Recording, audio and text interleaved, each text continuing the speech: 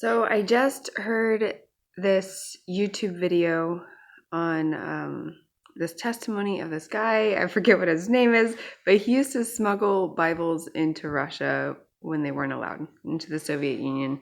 And he was tortured. Like, I'd heard the stories before about the guards not seeing the Bibles right in front of him. Like, they'd be all over the seat and all in the trunk, and the guards just would not see them. And I've heard those testimonies, and they're amazing. I had not heard about the torture that he went through beforehand. I can't even begin to describe it. He went through a ton of torture, got executed to quote unquote death twice. The angel of the Lord met with him multiple times and was like, I'm with you. But they tried to feed him to rats, basically. It was really bad. Anyway, I'm just reflecting on how God is so mysterious. Like, sometimes he saves people from torture and death. Sometimes he doesn't. Sometimes he saves them from death but not torture. Sometimes he saves them from torture but not death. It's just very mysterious. And I'm reflecting on, I am not obedient enough.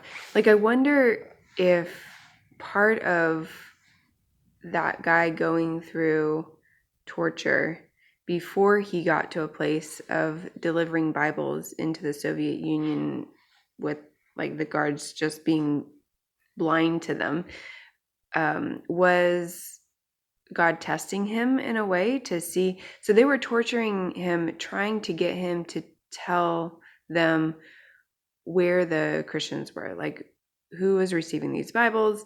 They wanted to, where the Bibles are coming from, who's receiving them. They wanted to get tons of people, and he would not share. Even when they brought his wife in and started torturing his wife, he would not share. And his wife didn't know. And she didn't know the details of all that information.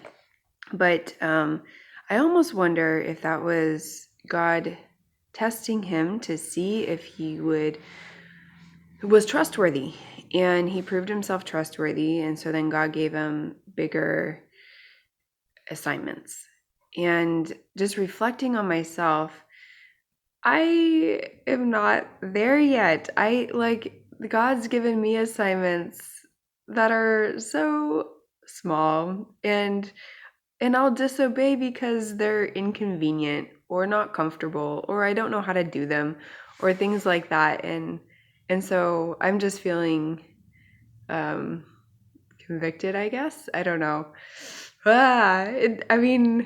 It scares me that God doesn't protect from torture, really. And also I'm feeling convicted that even when God's given me little things, I'll disobey just because they're inconvenient or uncomfortable. And I have a long ways to go to get to the place where I obey even when there's torture involved. Anyway, we're just very spoiled. I don't know if spoiled is the right word. Weak in America, and I wouldn't be surprised if things are going to flip here at some point, maybe in our lifetime. So I guess we'll see. What grace God gives us to trust and obey and to withstand these things.